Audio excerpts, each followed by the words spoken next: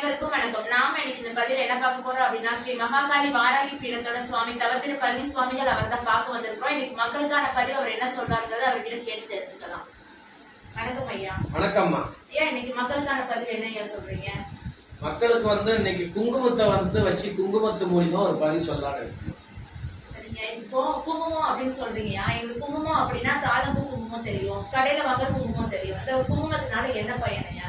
இதுல ரொம்ப சிறப்பான பலன் இருக்குமா. ஆதி காலகாலமா முன்னோர்கள் எல்லாம் செஞ்சு வருகிறது. என் குருமார்கள் செஞ்சு வழியா செஞ்சு வந்த விஷயம் நான் சொல்றேன் பாருங்க. இப்ப இந்த மாதிரி ஒரு குங்குமம் ஒரு 100 கிராம் மீனாட்சி குங்குமன்ற ஒரு குங்குமத்தை வாங்கிக்கணும். அது கூட ஜவ்வாது பாட்டில் ஒன்று வாங்கிக்கணும். அத்தரை ஒரு பாட்டில் வாங்கிக்கணும். இது 3 குங்குமம், அத்தரை, ஜவ்வாது இது 3 சேகரிச்சு ஒரு தட்டு ஒன்று சேகரிச்சு வச்சு ரெடி பண்ணி வச்சுக்கணும். வச்சுட்டு நம்ம என்ன செய்யணும்னா, பூஜை ரூமில் மாக்கு போட்டு பச்சை கற்பூரம், மஞ்சள், உப்பு இதெல்லாம் போட்டு சாமி ரூமெல்லாம் சுத்தமாக துடைக்கணும். நீட்டாக துடைச்சி வச்சுட்டு ஒரு படம் வைக்கணும். ஒரு பூஜை ரூம்னா எல்லாம் படம் வச்சுருப்பீங்க, அதெல்லாம் படத்தெல்லாம் கிளியராக துடைச்சிட்டு எல்லாம் ரெடி பண்ணி குளிச்சுட்டு ரெடியாகி கீழே ஒரு ஆசனம் விரிச்சு விட்டாங்க. கீழே நம்ம வடக்கு பக்கம் பார்த்த மாதிரி கிழக்கு பக்கத்தில் படம் இருக்கிற மாதிரி அதை ஒரு ஆசனத்தை விரிச்சு போட்டு ஆசனத்தை மேல நம்ம உட்காந்து எந்த ஒரு தட்டு வச்சு அந்த தட்டுல இந்த குங்குமத்தை பரப்பி அதுல நம்ம சொல்ற மந்திரத்தை அதில் எழுதுறோம்.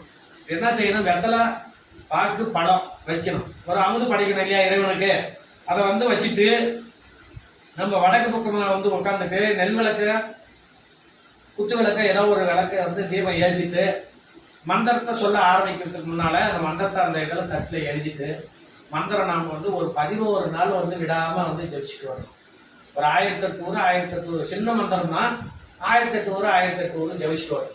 சரி, அப்போ அந்த குங்குமத்துக்கு வச்சு ஒரு மந்திரம் ஜெபிக்கணும்னு சொல்றீங்களா? அது என்ன மந்திரம் ஐயா? சொல்றேன் பாருமா. அந்த பரப்பிட்டம் இல்லையா, அதை அந்த மந்திரத்தை எழுதுறோம். எழுதும் போது என்ன சொல்றோம், வங் சிங் வசி வசி சிங் வங் சிவ சிவ. இதேதான் மந்திரம்.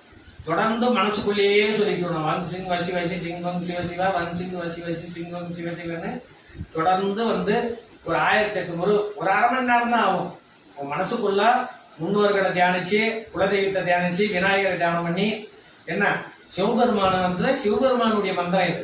ரொம்ப சிறப்பான ஒரு மந்திரம். அந்த ஜெபிசி 11 நாளை கணக்கு போட்டேன்னா 11,000 ஆயிரும். 10,000 உருவாச்சினாவே அந்த குங்குமத்துக்கு அவ்வளவு ஒரு மகத்துவம், ஒரு சக்தி பலம் வந்துடும்.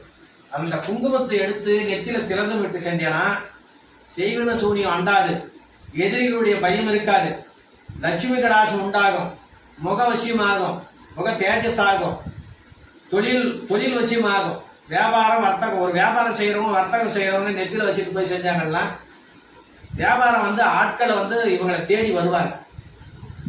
ஒதுங்கி போறவங்க கூட இவங்களை தேடி வருவாங்க. அந்த குங்குமத்துக்கு அவ்வளவு ஒரு மகத்துவம், அவ்வளவு ஒரு சிறப்பா இருக்கும்.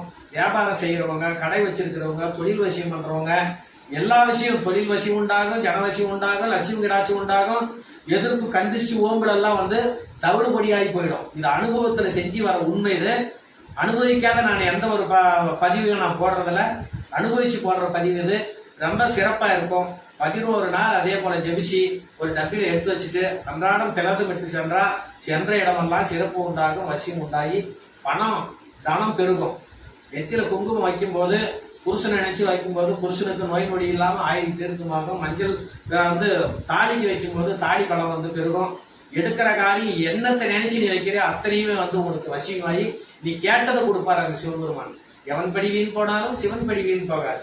அப்படி ஒரு சிவனுடைய அம்சம், சிவனுடைய பக்தி உள்ளவங்க, சிவனடியார்கள் மற்றவங்க எல்லாருமே இதை செஞ்சு பார்த்துட்டு அதனுடைய பலன் என்னன்னு சொல்லிட்டு அனுபவிச்சுட்டு எனக்கு பதிவு சொல்லிட்டோம். என்ன நான் சொல்றேன், அந்த அளவுக்கு சிறப்பா இருக்கும். ஏன் அந்த குங்குமத்தினால இவ்வளவு பயன்கிறத இன்னைக்கு நானும் மக்களும் தெரிஞ்சு பயனடைவாங்கன்னு நினைக்கிறேன். இப்போ அந்த கோயில் கும்பாபிஷேகத்தை பத்தி சொல்லிட்டு இருந்தீங்க முந்தைய வீடியோல. அந்த கோயிலோட திருப்பணி என்ன அளவுலையா இருந்தது, எப்ப கும்பாபிஷேகம்? கோயில் திருப்பணி எல்லாம் முடிவெடும் தருவாயில் உள்ளதுமா. சிறப்பான முறையில எல்லா வேலையும் நடந்துட்டு இருக்குது. கூடிய விரைவில் வேலை முடியும். இந்த ஒரு மாசத்துக்குள்ளேயே முடிஞ்சிடும். முடிஞ்ச உடனே ஒரு பதிவு ஒன்று போடலாம். எப்போ கும்பாபிஷேகம் என்ன ஏதுன்றத பதிவு மூலியமாகவும் மக்களுக்கு தெரிவிக்கலாம். சிறப்பான முறையில் அந்த பதிவு போட்டோம். மேலும் மேலும் இனிமேல் பதிவு போடலான்னு விருப்பம் இருக்கு, போடுவோம்.